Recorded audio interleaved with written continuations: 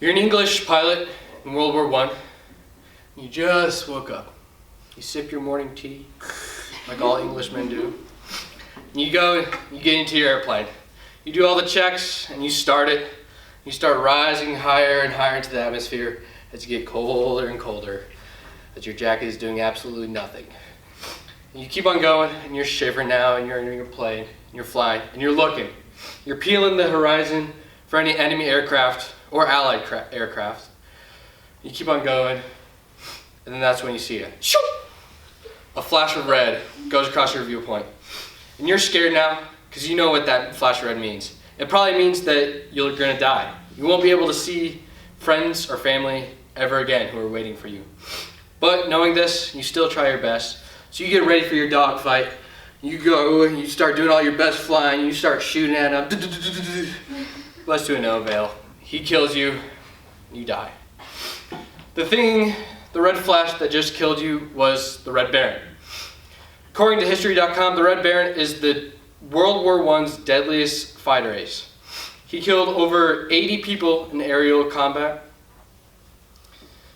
Manfred von Richthofen, according to Simple History, was born into a wealthy Prussian family.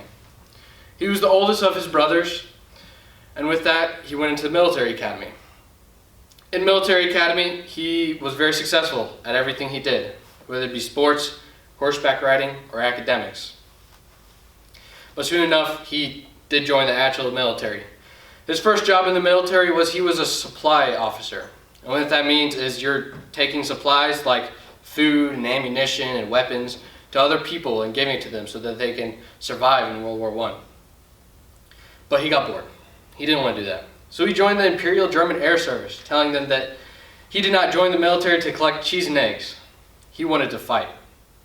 The first thing he did in the Imperial Air Service was he was an aerial observer. What an aerial observer is you have your plane like this. You would have your pilot in the front seat and your pilot in the back seat. Or it's not a pilot, it's an aerial observer. The observer in the back seat. And what the aerial observer would do was very simple. He would observe.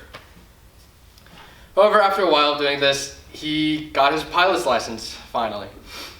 He went on a couple of missions until he finally met a person named Oswald Bulleck.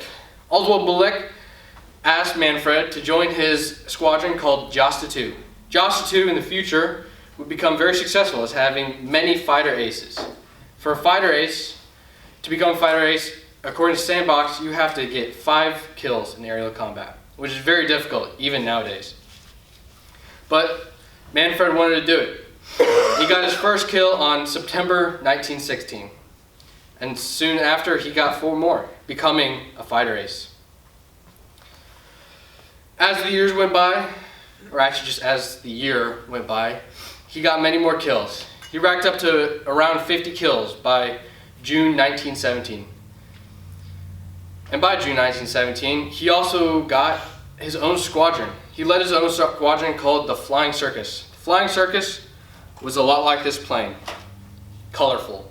They had yellow, blue, red airplanes, hence the Red Baron. They were very successful at what they did, whether it was killing or just scouting out places to go. But very soon, all things do have to come to an end. And Manfred, the Red Baron, got shot in the head. He got a skull fracture. So he went down for a couple months, and as any sane person would do, he got back to flying after a head injury. Still not fully healed, he would go around still killing people with headaches. But eventually this did affect him because on April 1918, he flew his last flight. Him and his flying circus encountered some English flymen, and they went to go kill them, just like every other day. As they were flying and killing, he got really close to the ground and machine guns started firing up from the bottom. So now he had to worry about airmen and machine guns, and it was just too much for him. He got shot through the torso and died into a field. But that's not all. Once Allied troops went and recovered his body, they gave him a full honored funeral service. Even though they were enemies, they still respected him. And it just goes to show that even the worst of enemies can still have the utmost respect for each other.